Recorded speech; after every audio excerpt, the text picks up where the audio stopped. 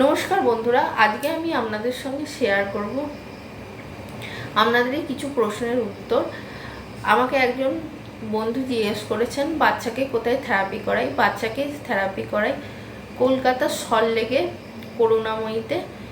সেখানে রিদিম বলে একটা সেন্টার আছে। আমি অনেক সেন্টারেই বাচ্চাকে থেরাপি করিয়েছি, এই একটা সেন্টারে নয়।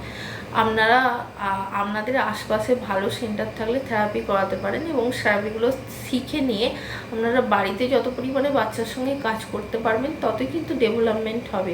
শুধু সেন্টারে গিয়ে যদি থেরাপি করান ততটা ডেভেলপমেন্ট পাবেন না। আপনারা অবশ্যই বাড়িতে যত পরিমাণে বাচ্চাদের সঙ্গে কাজ করবেন ততই বাচ্চাদের উন্নতি হবে। আগেই বলে রাখি, বাচ্চা শুধু আমার গুগল অটিজমের জন্য এরকম নয়। আমার বাচ্চা 1 বছর 7 মাসে ম্যানেজাইটিস হয়েছিল, ও কিন্তু 6 মাসে বসেছিল, 1 বছর 1 মাসে হেঁটেছিল এবং 1 বছর 7 মাসে কিন্তু 1 ওয়ার্ড ও কথা বলতে পারতো। শুধু অটিজমের জন্য কিন্তু ওর এই পরিস্থিতি নয়।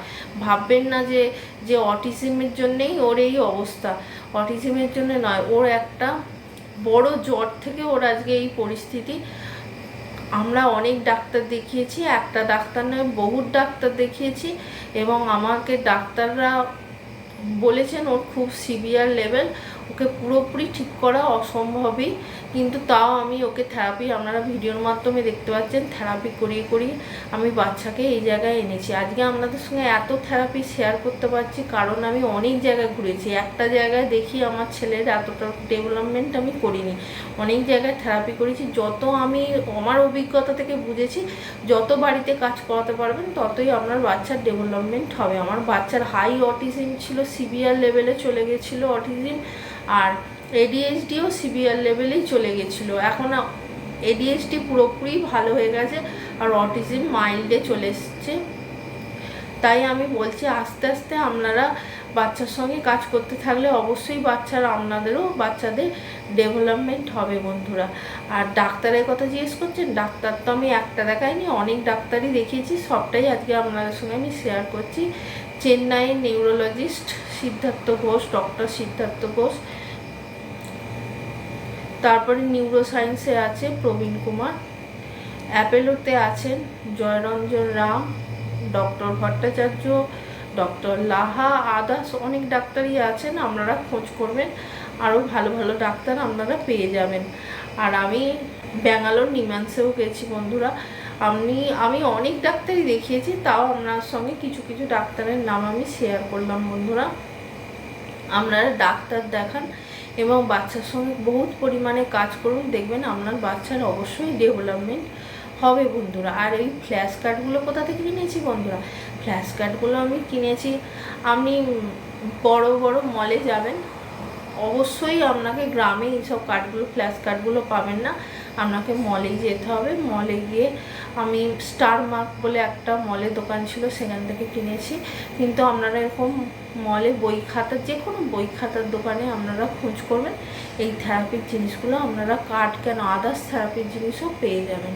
আর ওই জিম বলটা সাধারণত আপনারা পেয়ে যাবেন, যেখানে জিমের জিনিস বিক্রি হয় ওখানে জিম বলটাও পেয়ে যাবেন আপনারা। আর বাচ্চা আপনার একটা বাই করতে পারে না বন্ধুরা, আপনাকে আস্তে আস্তে করে বাচ্চাকে শেখাতে হবে। বাচ্চা তো ওইভাবে শিখতে পারবে না, কারণ আমাদের যখন আমার গুগলের ওই জ্বরটা হয়েছিল তারপরে পুরোপুরি ওর ব্রেনটা ড্যামেজ হয়ে গেছিলো, এটাও পারতো না, ওকে ডাকলে ও তাকাতেও না, কিচ্ছু করতো না, পুরো ব্রেনটা ওর ড্যামেজ হয়ে গেছিলো। কিন্তু এখনও অনেক কিছুই পারে, প্রায় পুরোপুরি পারে, সাধারণ মানুষের সঙ্গে ও মিশতেও পারে, ওর অনেকটা পরিমাণে ডেভেলপমেন্ট হয়েছে এবং সোশ্যালাইজেশনে ও অনেক এগিয়ে, আপনারা ভিডিওর মধ্যে দেখতে পাচ্ছেন বন্ধুরা। ওকে কোথাও আমার নিয়ে যেতেও অসুবিধা হয় না, কিছু অসুবিধা হয় না, কিন্তু আপনাকে একটা একটা করে শেখাতে হবে। এটা আমি যখন বড় ভিডিওর মাধ্যমে দেব আপনাদের অবশ্যই এগুলো বেশি করে আপনাদের সঙ্গে শেয়ার করব। কিন্তু আপনাকে কিছু কথা বলে রাখি, আপনি দুটো করে জিনিস শেখো। প্রথমে বাই করা শেখাবেন, আর একটা হলো সেকেন্ড করা শেখাবেন। ওটা খুব ইজি বাচ্চাদের পক্ষে হয় এবং বাড়ির আদার্স লোক, বাইরের লোক সবার সঙ্গে দেখা হলে ক্রমাগত এটা করাবেন। করালে বাচ্চার কি হয়, এটা আস্তে আস্তে হ্যাবিট হয়ে যায় এবং বাচ্চা আস্তে আস্তে শিখতে থাকে। এবং অবশ্যই বাচ্চাকে একটা নামেই ডাকবেন, অনেকগুলো নামে ডাকবেন না, তাহলে কিন্তু রেসপন্স করবে না। এখনও বাচ্চা ইমিটেশন করতে পারবে না, এখনও ও ওই লেভেলই আসেনি বন্ধুরা। তাই আপনাকে আস্তে আস্তে বাচ্চার ডেভেলপমেন্ট করতে হবে, হঠাৎ করে বাচ্চা ইমিটেশন করতে পারবে না। কি করে কি করবে আমার সব ভিডিওগুলো দেওয়া আছে, আপনারা একটু একটু করে দেখুন, বাচ্চার সঙ্গে কাজ করান, অবশ্যই বাচ্চার আপনার ডেভেলপমেন্ট করবে। আর অবশ্যই পিচের জন্য যে মুখের থেরাপিগুলো আমি দিয়েছি ওগুলো করান। আর বাচ্চাকে যদি শান্ত করতে চান, হাইপার অ্যাক্টিভিটি কমাতে চান, অবশ্যই বাচ্চাকে মাসাজ থেরাপিগুলো বেশি করে দেবেন। গুগলের আজকে এত শান্ত হয়েছে, আমি প্রতিদিন একবার করে অন্তত সারা বডিটাকে মাসাজটা দিতাম। ওই জন্য আস্তে আস্তে বাচ্চা আমার পুরো শান্ত হয়ে গেছে। যত পরিমাণে করাতে পারবেন, এটা আপনার বাচ্চা দিনে একবারই করাবেন মাসাজগুলো, তাতে দেখবেন আপনার বাচ্চা আস্তে আস্তে ধীর স্থির হয়ে গেছে। ও যত প্রেশার দেবেন ও তত আস্তে আস্তে শান্তর দিকে চলে যাবে। আর ততই আপনারা পিচ থেরাপি করাতে পারবেন, আদার্স কাজ করাতে পারবেন বাচ্চাকে দিয়ে। বাচ্চা ছটপটে থাকলে কি হবে, বাচ্চা কোনো কাজ মনোযোগ দিয়ে করতে পারবে না। আর বন্ধুরা, বাচ্চাকে ঘুমের যে সমস্যাটা, এই ঘুমের সমস্যাটা নিয়ে আমি একটা ভিডিও দিয়েছিলাম আপনাদেরকে, তাও আমি আর একবার দেবো।